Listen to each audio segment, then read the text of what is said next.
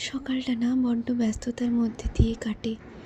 তবে জানো তো, দুপুরের টাইমটাতে আমি অনেকটা সময় খালি পাই।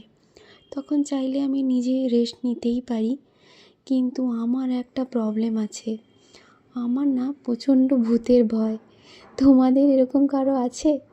আবার ভূতের ভয়ও আছে, আবার ভূতের গল্প শুনতে আমার প্রচণ্ড ভালো লাগে। আমি স্টোরিও সারাদিন ওইসবই শুনি। ভয় লাগলেও ওগুলোই বেশি করে শুনি ইউটিউবে। তোমাদের এরকম কারো আছে? যাকগে, আজকে আমি করেছিলাম নিজের জন্য একটু পরোটা, একটু চিজ আর অরিগ্যানো দিয়ে। তো পরোটাকে হালকা ঘিতে এপিট ওপিট সেঁকে নিয়ে, যেমন নর্মাল পরোটা হয় সেটা। আর আমি আগের দিন মোমো বানিয়েছিলাম, সেটা চাটনিটা ছিল, সেটা দিয়েই খেয়েছিলাম। গরম গরম এই পরোটাটা বেশ ভালো লাগে জানো তো। আর শীতকাল মানেই তো পরোটা সিজন। সব ধরনের পরোটা খেতে বড্ড ভালো লাগে। টাটা।